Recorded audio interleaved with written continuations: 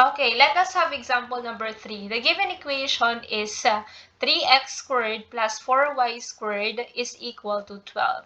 Now, this equation cannot be graphed because it should be first written in standard form. Before we proceed to that, let us have first the general form of the equation of an ellipse. So, we have two general form. If our center is at h, k, ibig sabihin, at any point on a Cartesian plane except 0, 0 or the origin. The general form is ax squared plus cy squared plus dx plus ey plus f is equal to 0. So, ang ating a is the coefficient of x in second degree, c is the coefficient of y in second degree, d is the coefficient of x in first degree, e is the coefficient of y in the first degree, and f is our constant. But if the center is at 0, 0, the general form is ax squared plus cy squared. Mawawala si dx, mawawala si ey, ang matitira ay si constant is equal to 0. Okay? So, we have the general form. This one is not in general form because it is not yet in 0 or not yet equal into 0. Alright? So, this can be written, the given equation, the general form is we have 3x squared plus 4y squared minus 12 is equal to 0. Simply transpose 12 at the left side of the equation and then equal to 0. Equate na lang natin sa 0. If that's the case na naka-equal sa 0 yung ating equation, ililipat pa din natin sa right side si constant. Okay? Kasi if we're going to recall the standard form of the equation, our constant is 1. Nandun siya sa right side ng equation, 'di ba? Ito yung ating general form, x squared over a squared plus y squared over b squared is equal to 1. Ang nasa left side lang ay si x squared at si y squared, but the constant is at the right side of the equation. That's why the given equation na nasa right side si 12, yun yung ating susundin na kasi yun na yung form na gagamitin natin para magawa natin na 1 yung nasa right side ng equation. So, next is we have to make the constant 12 equal to 1. How are we going to do that? By dividing 12 by itself. So, we have to divide 12 by itself para maging 1 po siya because 12 divided by 12 is equal to 1. Now, since we divided 12 by 12, or we divide 12 at the right side of the equation, gagawin din natin yan sa left side ng equation. So, we have to divide 3x squared by 12 and 4y squared by 12. By simplifying it, we have 3x squared over 12. So, to simplify that, we can get x squared over 4 because 3 over 12 is 1 over 4. Plus 4y squared over 12 is y squared over 4 over 12 is 1/3. So, magiging over 3 is equal to 1 because 12 over 12 is equal to 1. This is already in standard form. First of all, kasi naka-equal sa 1 siya. Si x at si y naka second degree at nasa left side ng equation. Now, the next step is we have to determine the orientation of the graph. Since this is in standard form, we can easily determine the orientation by looking at the denominator. So, we have 4 and 3 as a denominator. The greater value is 4 and it is below our x squared. Again, if nasa x squared daw siya, we can say na ang orientation ay horizontal. Kasi ang greater value ng denominator ay nasa ilalim ni x squared. That means this is in the form x squared over a squared plus y squared over b squared is equal to 1.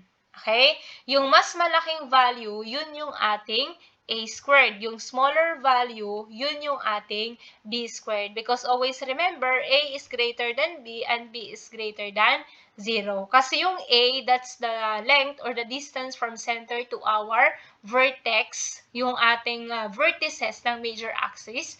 At yung B, yun yung distance from center to our co-vertices ng ating minor axis. Kaya laging tatandaan, mas mahaba lagi or mas malaki lagi ang value ni A. Now, we have already the orientation. We can now proceed in identifying the value of A, the value of B, and the value of C. So, the A squared is already given. A squared is equal to 4 based on the equation that we have. So, yung denominator si A squared at si B squared. A is equal to 4 and B is equal to 3. B squared is equal to 3 rather. So, how are we going to get the value of A? Just get the square root of both sides of the equation. That's the square root of A squared is equal to A and the square root of 4 is equal to 2. That gives the value of A, which is 2. Similarly, get the square root of B squared, that is B, and the square root of 3, which is the square root of 3.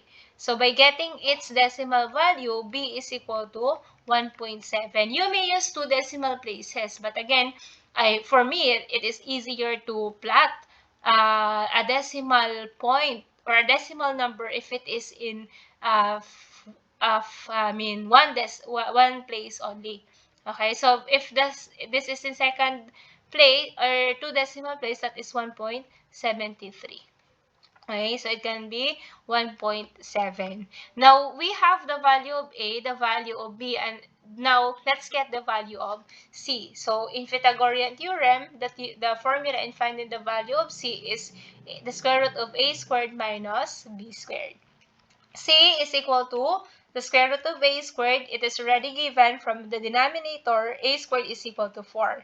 And B squared is equal to 3. That is why we have the equation C is equal to the square root of 4 minus 3. And 4 minus 3 is equal to 1. Therefore, C is equal to 1. Square root of 1 is equal to 1.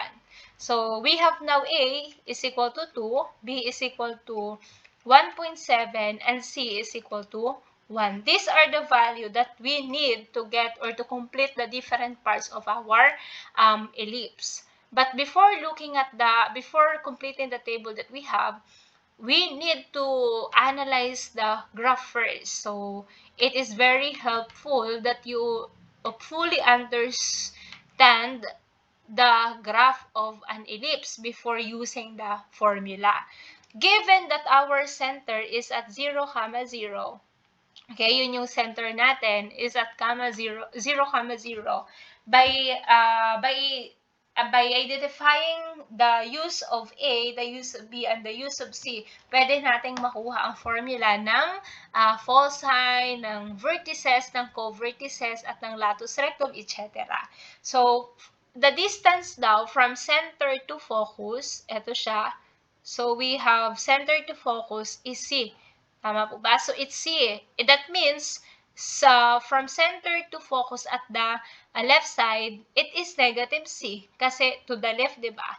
Tapos ito ay C. That is why ang focus natin or foci natin, we have the formula negative C, 0, and ito naman ay positive C, 0. Kapag yan ay horizontal ellipse. Okay, kapag naman major axis, since ito ay, di ba ito nga yung ating major axis, ibig sabihin ito si A. Ito din si A. That's why yung vertices natin is negative A, 0, at yung isa naman is positive A, 0. Okay? Kasi major axis po yun. Mag-a-add tayo ng ilang units, ng A units to the left and A units to the right of the origin. So, by knowing that properties of the ellipse, we can easily identify the vertices and the foci without memorizing the formula. So, let's complete the table by using the values of A, B, and C. Foci, ang magiging foci natin is, we have, if it is horizontal ellipse, ang shortcut natin, di ba, may tinuro akong shortcut sa example 1, example 2 ng ating video tutorial. Kung nasaan daw si A, doon natin ilalagay si A at si C pagdating sa coordinates ng ating vertices at ng ating foci. Okay, so since ang ating A ay nasa ilalim ni X squared, eto po siya, ni X squared, this one, here, na x squared, ito yung a natin, nasa ilalim na x squared, dito natin ilalagay si c sa x. Ito si x, ito si y.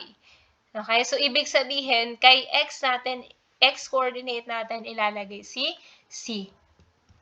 So we have now positive, negative, the value of c, which is 1, 0. Ang ating y is always equal to 0 kasi ang ating center ay 0, 0. Now, let's separate the points. We have now F1. Ang F1 natin, therefore, is ang F1 natin ay F1 1, 0 at ang F2 natin ay negative 1, 0. So, yun yung ating focus or foci. When it comes to major axis naman, ang magiging equation natin is y is equal to 0. Why? Since this is horizontal ellipse, ang major axis natin is horizontal also. Okay? If the orientation of the ellipse is horizontal, the major axis is horizontal. And always remember, if the line is horizontal, the equation should be y is equal to yung madadaanan ni line, yung madadaanang value ni y, so ni line kay y-axis. Diba, ang madadaanang value ni line, ni major axis sa y is 0, ibig sabihin, y is equal to 0, yung ating equation.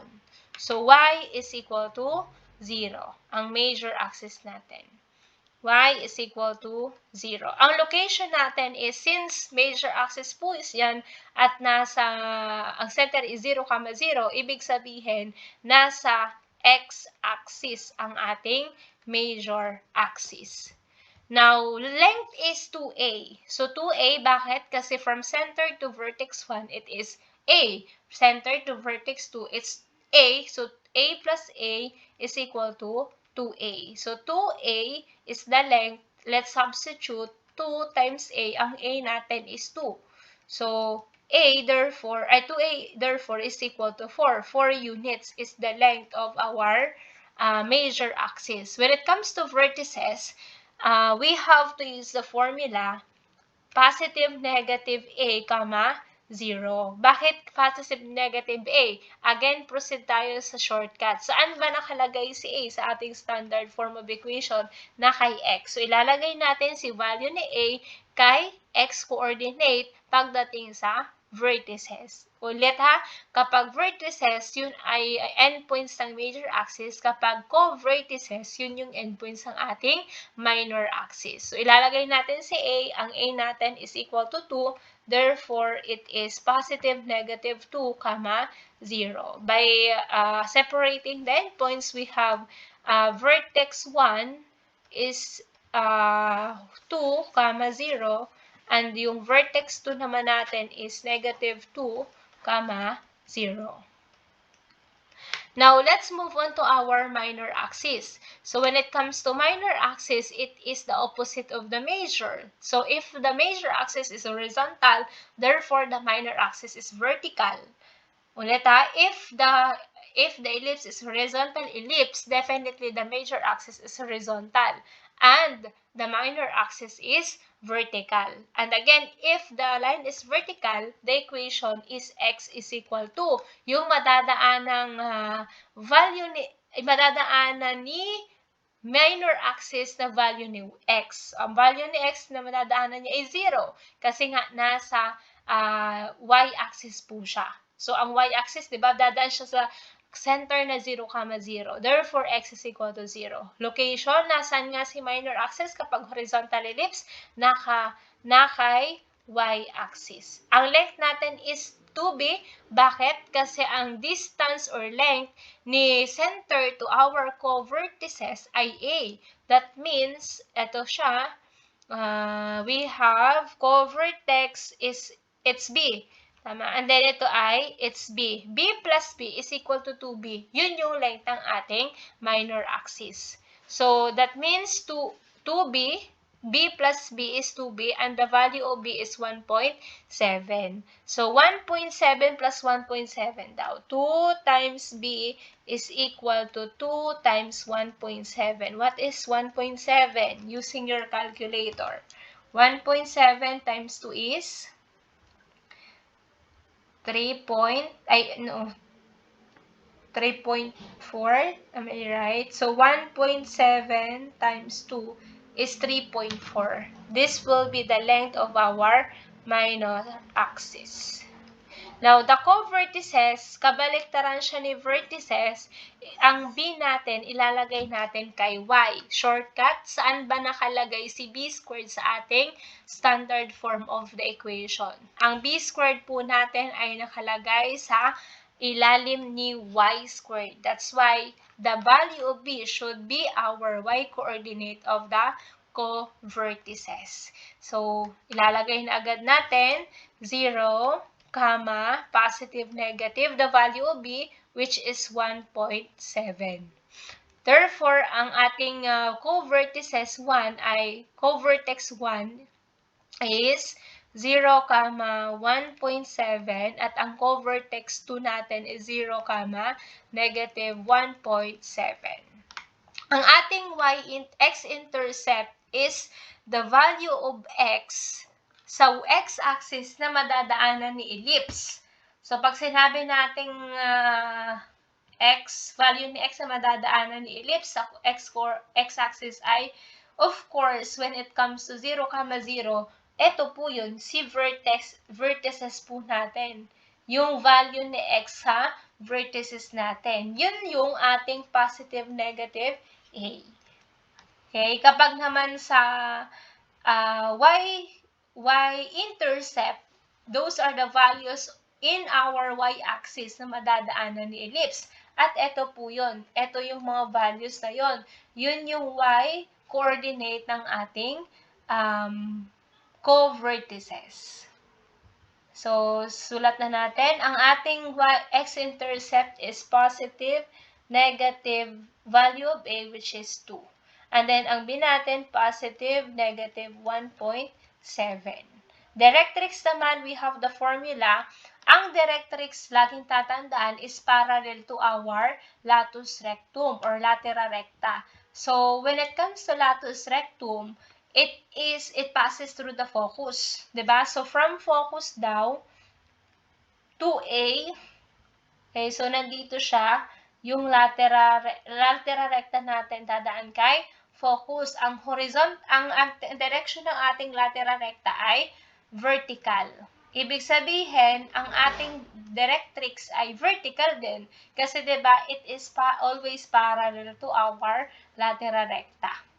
Okay, ang directrix. Pagdating sa parabola, ang directrix ng parabola ay parallel sa ating latus rectum. So, ito yung ating directrix. Parallel siya sa latus rectum. Now, ano ang equation ng ating directrix? Kung siya ay vertical, ibig sabihin, x is equal to. So, x is equal to, given the formula, x is equal to positive, negative, a squared over c. Ang a squared natin is given 4, ang c natin is 1. Ibig sabihin, ang ating directrix ay x is equal to positive, negative, 4. Dalawa yan, x is equal to 4 and x is equal to negative 4 kasi dalawa yung latera recta natin. Ganon din sa directrix, dalawa din yung ating directrix. Next is equation ng latus rectum. So, dalawa din ang equation ng latus rectum natin kasi dalawa yung ating latera recta. So, equation of latera recta natin is vertical siya. That means x is equal to. And then, positive, negative, the value of C. Bakit the value of C? Because the latera recta passes through the focus. Diba? So, passes through the focus. Yung value ni x na madadaanan ng ating latus rectum ay yung value ni x, coordinate ng ating focus. Di ba ang coordinates ng focus natin is negative c, 0? So, ibig sabihin, dito sa ating first latus rectum, negative c yun. Tapos dito sa kabila, ang madadaanan niya na x is positive c. Kaya, ang magiging equation ng lateral recta natin is x is equal to positive negative c. Okay? Kapag ang latus rectum natin ay vertical, x is equal to. Okay? So, x is equal to positive negative 1.7. Direction natin is vertical. Na-explain ko na kanina. So, it should be vertical. And the next is the length. We have the formula 2b squared over a. So, 2 times, ano ang b squared natin? B squared is already 3. So, times 3 over a natin, which is, ang a natin is 2. So, 6 divided by 2 is equal to 3. Units, 3 units ang ating length ng latera recta. Pareho yun. Next is, we have the endpoints. We have the formula, negative c. Negative c, which is negative 1.7, positive negative 1.5 or 3 over 2. 3 over 2, bakit? Kasi yung lateral recta natin ay 3, di ba? Divide mo lang yan ng 2, magiging 3 over 2 or 1.5. Kasi yung latus rectum natin, to get the distance from focus to endpoint ng lateral recta, di ba kalahati sila? So, ibig sabihin, i-divide lang natin by 2. But we may use the formula b squared over a. It's still the same. So, b squared is 3 over a. Ang a natin ay, what is our a? It's 2. So, 3 over 2 pa din yun. Same lang siya. And then, yung isa naman, positive c, 1.7, positive negative 3 over 2. Ito yung endpoints. Apat yan ha. Ito, positive negative. Tandaan, positive negative yan. Ito, ganun din. Positive negative. So, 4 points po yan. 4 endpoints. Eccentricity naman is we have the formula E is equal to C over A. Ang C natin is 1 over A, which is 2. So, it is 1 divided by 2, that is 0.5. It is, saan siya malapit? Sa 1 or sa 0? So, ang eccentricity natin is 0.5. Ibig sabihin, sakto lang yung flatness ng ating ellipse. Okay, now let's move on to graphing. So, when it comes to graphing, ang kailangan lang natin ay ang ating vertices, endpoints ng major axis, endpoints ng minor axis, at yung ating foci. Also, A, B, and C. Now, let's plot the vertices muna, or yung endpoints ng ating major axis. The endpoints are 2, 0. So, at the right side siya, 2, 0. Wait lang. Lagyan natin ang i-zoom natin para ma-plot talaga. Here. 2, 0. 2, 0. At yung isa naman ay negative 2, 0. So, ito si negative. A and B. Si C at C din naman, ano ba yung ating coordinates ng ating minor or yung co-vertices natin?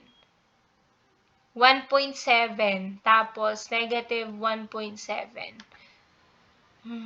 So, it's here, 1.7, nandito siya.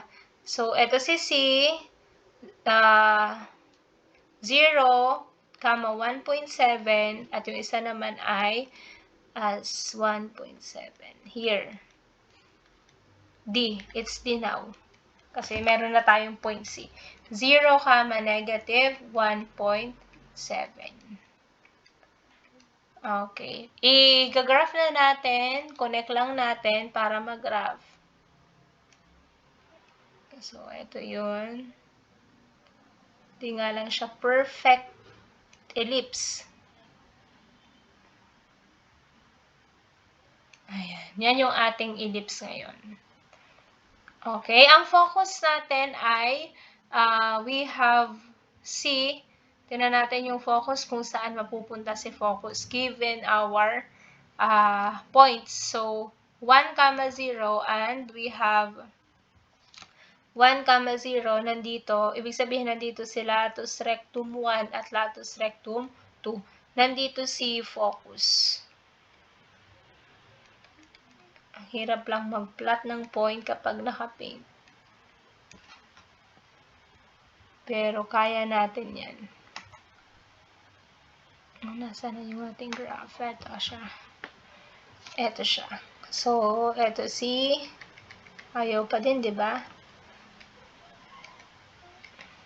Ayan.